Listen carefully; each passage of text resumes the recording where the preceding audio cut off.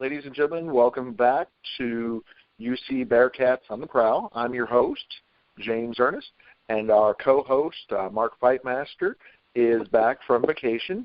Mark, who's our guest this week? Yeah, James, our guest this week is former Bearcat player CJ Cobb. So, CJ, welcome to the show. Wanted to start off with just letting you catch everybody up on where you are and what's going on with you. Yeah, thank you guys for having me. I'm real excited to be on the show. I love doing these things. I love just talking football, especially when it's talking Bearcats and things like that. You know, I bleed, the red and black, and love Cincinnati. Unfortunately, I wasn't able to catch the last game. I'm back home in Florida, and Jacksonville to be exact. And we just had Matthew come through here and tear a lot of stuff up. So I was without power for a while, so I missed the Bearcats game. So I am ashamed to say that. Shame on me. I missed the Bearcats game, but I think I'll get a pass for the circumstances. Yeah, I think an act of God can get a pass on that, man. So. Yeah. Other than that, I've been down here training in the AFL now. We're in the off season right now, so just trying to stay ready for opportunities and things coming my way. Good, man. So are you not currently with a team, or are you, or is there something that you might get signed by somebody soon, or what's going on? Yeah. So right now, I was just on a 1-year deal with the Orlando team. Okay. That was just because I had some other things in the works, CFL workouts and things like that. They ended up signing somebody else up in Calgary, but so I'm a free agent now, just kind of waiting on word. I know there's a dead period going on, and teams can't really contact guys, and there's some other stuff going on with the league too. So once all that gets worked out, we'll see where I go from there. But other than that, I got some talking with my agent. He's got some CFL teams on the horizon interested. He didn't tell me who, but he said he's got something in the works for me. Just hang tight. Other than that, I've got some contacts from the cities I played in. I was in Cleveland, Chicago, Orlando, and I've got contacts and networks all throughout there. So looking forward to what's on the horizon for me, definitely. I've got some options open. Awesome, man. Well, we wish you the best of luck, and hope you land somewhere soon so you can get that going. You can keep us updated with that. So, James, you got a couple questions for CJ?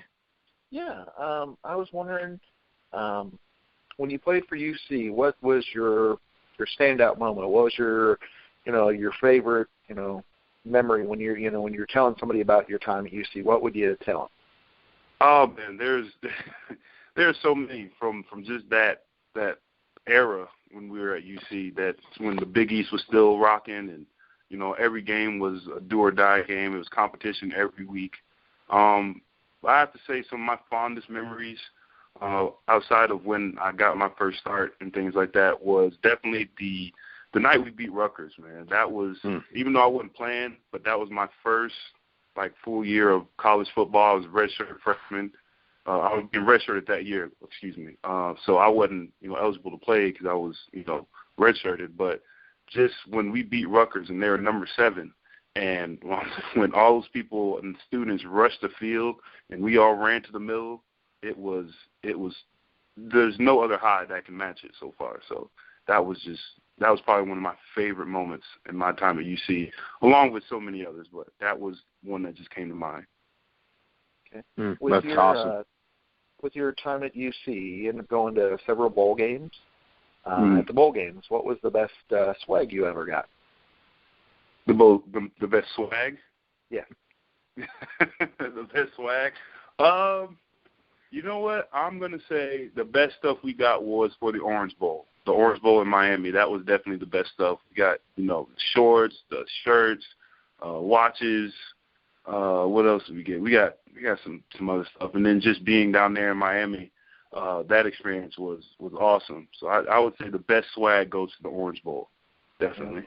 Silverberry ended up getting an Xbox One for one of his things when he was on a couple weeks ago. Yeah, didn't he say it was like the Hawaii Bowl or whatever, maybe? Yeah, it was like last year's bowl, and I'm like, really? Yeah. The Hawaii Bowl is giving out Xbox One. Really? Well, see, Now that's the funny part, man, is now I'm the old guy saying, man, look what these young guys get. You know, you didn't get that kind of stuff when I was around. Back in my day. Not back in my day. We didn't have these Xbox Ones. Yeah, it would have still been the 360 back then. Shoot. Right. Oh, that's awesome. Hey, CJ, you were recruited out of Florida. What brought you up to Cincinnati, man? Well, it was pretty simple, actually. Back at the time Coach Hinton came down and Coach D'Antonio, they said, hey, we'll pay, you play. And I said, okay. Nice. That was pretty simple. But really, it was just the best offer for me. I know UCF had an offer. They actually filled up on scholarships, so they had to take theirs back from me. And then I had one more from Bowling Green. And after my visit to Bowling Green, I was like, it was cool because I saw snow for like the first time. I saw it falling down. And, then I took a visit to Cincinnati, and when I say I fell in love with just the city, the campus, the people there, and it just felt right. It felt like it could be another home for me, and that's what I ended up going with. So, and then after that, very good. I think Maryland called me and wanted to see where I went, but I had already made a decision. I was like, yeah, I'm staying with Cincy. Oh, that's awesome, man. That's awesome. Yeah, so I saw looking at some of your stuff on the Bearcats website. In 2009, you played in 12 of the 13 games as reserve offensive lineman. But man, the rushing attack that year, that was awesome. How much pride do you take in the fact that you blocked on an offensive line where you guys, you went over 200 yards rushing 3 times that year? I mean, that's got to make you feel pretty good, right? Oh, definitely. I mean, anytime when, as an offensive lineman, you get the chance to say, okay, enough, backpedaling, let me go forward. That is a great feeling, especially when you get to work with your teammate who you're always with, you're always around, you're one of your best buds. You get the double team block up to the next level, and the thrill of pancaking a guy and then seeing the running back go flying by. Oh, it's great. It's great. It put a lot of pride in my heart to get that run game going. So that was very good. That's awesome. That's awesome. You're gonna make me want to play again. I only played Division III, so shoot. Come on, man. Hey, football is football now. Get back on there. I hear you, man. I hear you. So all right. So have you been able to get back up here for any games recently? See the campus now they made some changes? I've been to homecoming last year. I went to homecoming up there. I forgot who we were playing, but yeah, I got to go around and see all the changes over there to Calhoun and see the new stadium for the first time. It was beautiful. It was beautiful. I mean, what they've done up there is really, when you think about it, I mean, I'm sure you guys know, but when I was there, there's so much, rundown buildings. Everything was kind of, messed up and messy. And then I remember the first time my parents brought me up there, we drove around the campus looking for the school. And my mom looking at, all the surrounding area from Cincy. She's like, this is where you want to go to school? Kids running around, no shirts on, rundown buildings. I'm like, Mom, trust me, the campus is great. Don't pay attention to all this. And now to see it so revitalized and, so much pride is starting to go into the area surrounding the school, not just on campus, but what surrounds it. It was great to see that. Well, and part of that, I mean, part of the revitalization and all that, it goes back to the teams you were on. I mean, you guys are the ones that were in the Big East. You were the ones that were bringing that revenue in. You're bringing the people in, and they were able to take that money and start to build up the campus. So, I mean, that goes directly back to your teams, and I think that's awesome. I mean, I graduated from UC in the early 2000s, after kind of a long and winding college career. But, when I first went to UC, the first time I went there, I went to UC 2 different times. I was trying to walk on for the football team. They just opened the Shoemaker Center back then, so to go from there to see what it is now and to know, the role that your teams played in that to me is awesome, and what you guys did won't be forgotten there, so that's great. I had one more question. I'll turn it back over to James. How cool was it playing down in the Sugar Bowl, man? Oh, the Sugar Bowl was great. Bourbon Street, obviously, that's there. But the biggest thing about playing in the Sugar Bowl was how many of Bearcat Nation came down there to support us. I believe we outnumbered the Florida Gators fans like I forgot what was it, 3-1 or 4-1. It was something crazy. And just when we came out on that game day to get onto the buses to go to the arena, just to see that sea of red and black, man, all those people screaming, shaking the bus, that was crazy. That made me proud. That made me so proud as a Bearcat, man. That made me love the school even more. That's awesome, man. That's awesome to hear that. That's really cool. James, back to you. Yeah. With your success in the AFL, with the tackle optional, do you ever regret not trying tight end in college? Well, you got to understand, man. I'm an athlete, all right? So putting the ball in my hands is always a good move. And although, I believe that the coaches through my football career believed it was better for the team that I play on the offensive line. No, but, in arena, it is fun. I remember when I first got in, they said, okay, you have to declare you're the tight end. I was like, okay, what does that mean? That means you can go out for a pass. I was like, who, me? Are you serious? Yeah. And then I remember doing it in practice. This is back when I was with Chicago, and I caught that first pass. And I was always confident in my hands. But I'll never forget this. I caught it, and I ran downfield. Now, in my mind, I swear to you, I felt like I was, juking, jumped over somebody. I was like Barry Sanders out there, I made a cut, broke a defender off and ran in for the touchdown in practice. And in film, all it was, I caught the ball, I ran straight.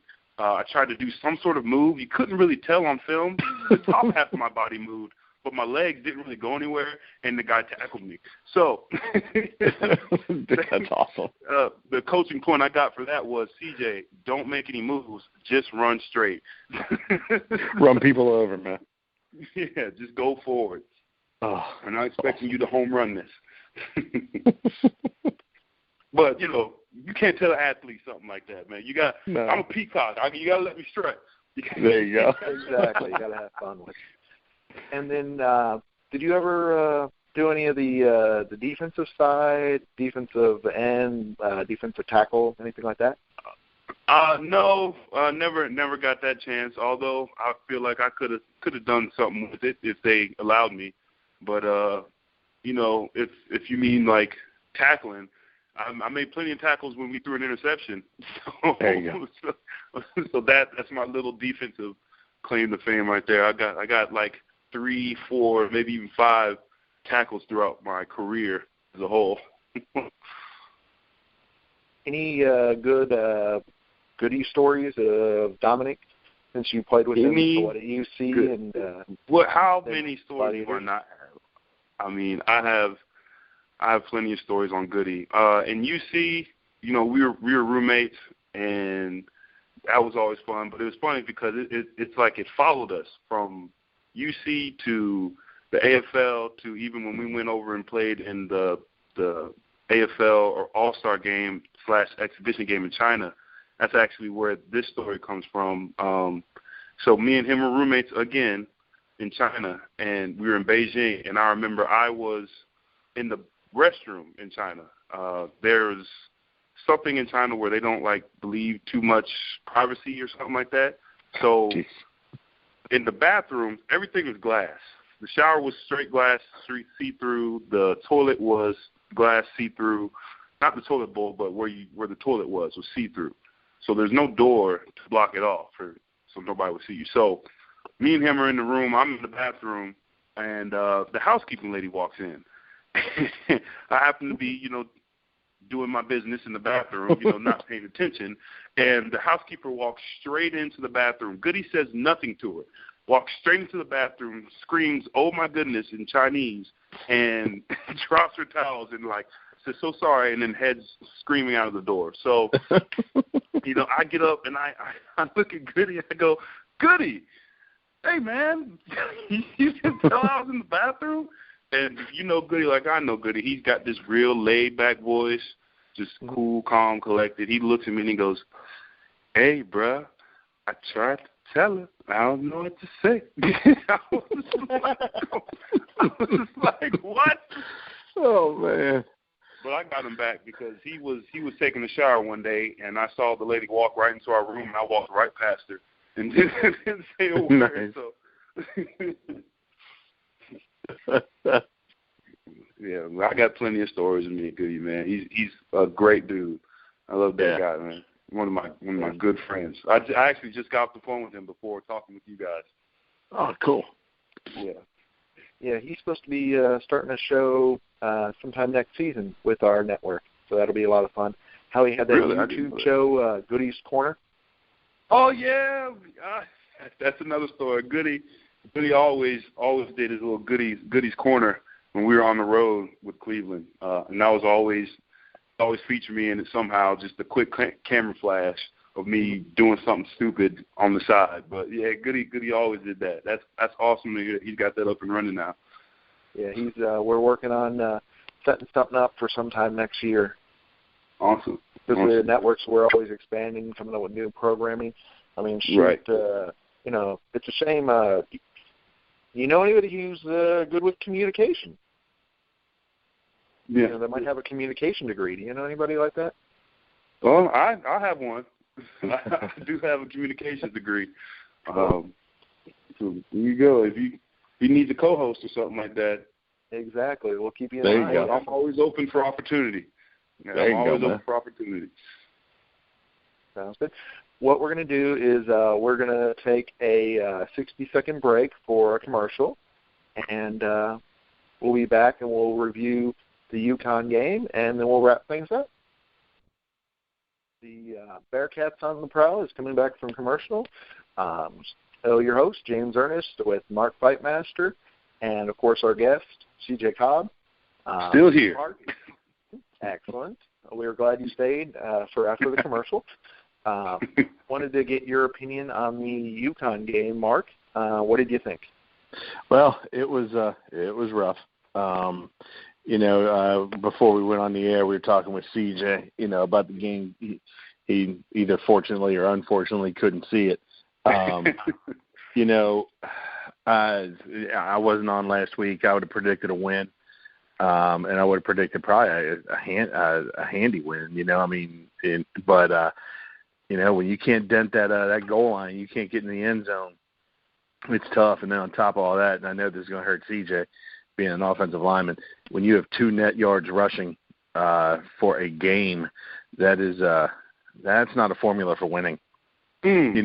Hayden Moore threw for 315 yards or whatever it was. A lot of it was in trying to come back, and obviously he had no touchdown passes. It was rough. It was, I wrote in my article this week, this is one of two things going to happen. It's either going to be a long season because they're going to keep going down, or this team's going to get together during the bye week, and Tuberville's going to work some magic and get something going. Because, obviously, looking at their remaining schedule, James, we were talking about this earlier, it's going to be tough, to get to a bowl game, to get bowl eligible, facing what they face, so it was just a disappointing effort in what has become a disappointing season. Just going back to that Houston game, they were right there. They were right there.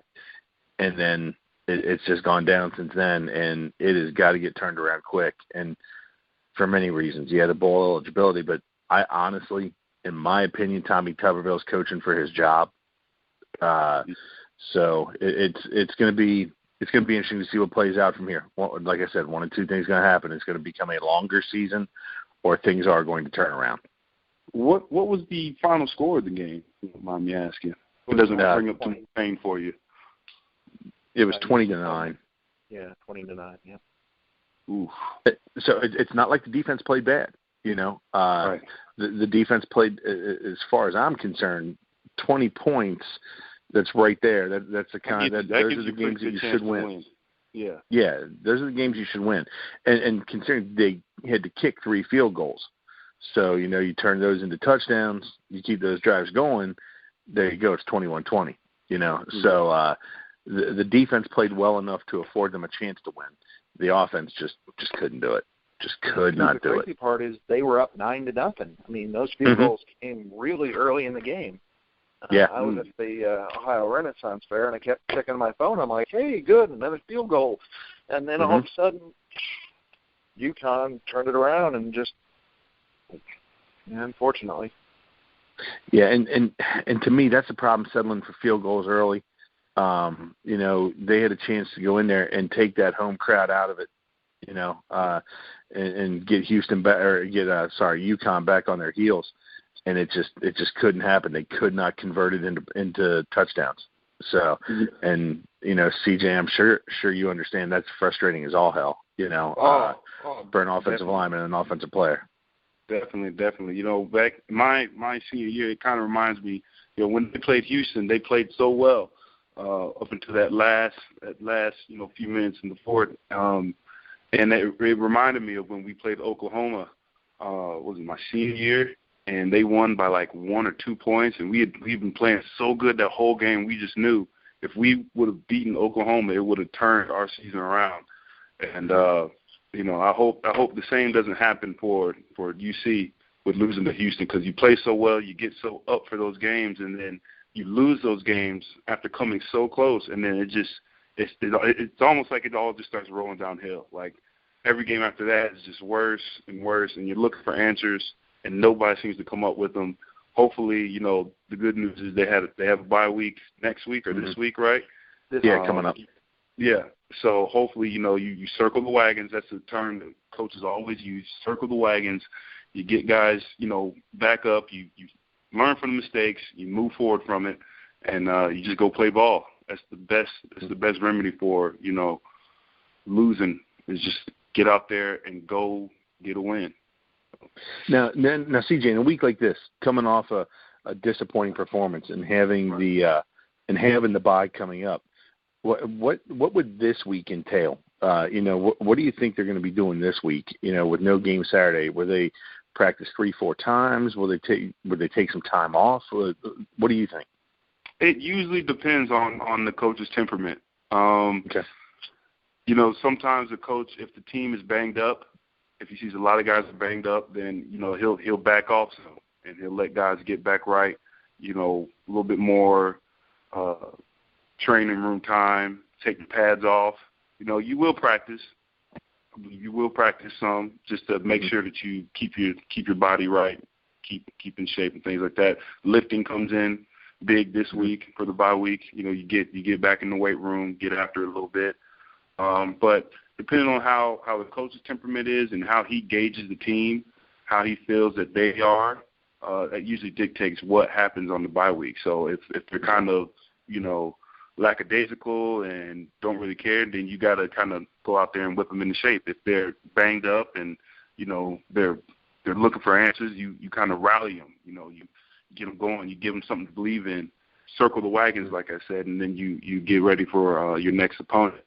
So it really just depends on how the coach is feeling, and then how he gauges the team's attitude, the team's vibe is. Yeah.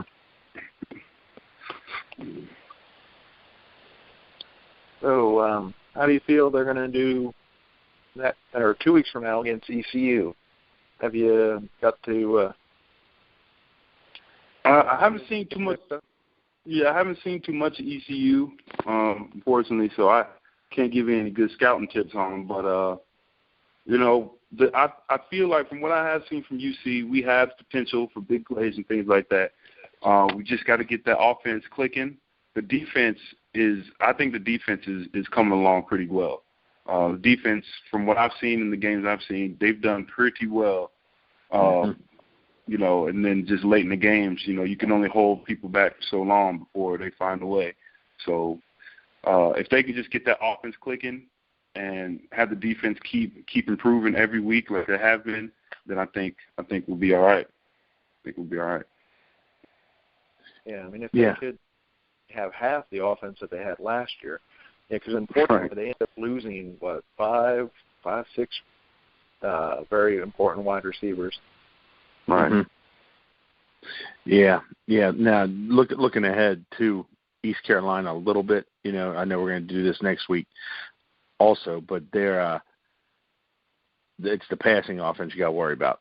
Right now, as of today, ECU ranks 3rd in the nation in passing, 378 yards a game. Now, the thing is that kind of plays a little bit into UC's strength as far as I'm concerned defensive-wise. They've done pretty well against the pass. So, and now their defense, they rank 96 against the rush. I think it's a game where UC is going to have to come out and say, you know what, boys, here's the ball. Here's our big men. We're going to run it down your throats, and see what happens. Now, CJ, I know that's the kind of game you like, so hopefully that's what they're going to do against ECU. Yeah, that just made me stand up off the couch. There you go.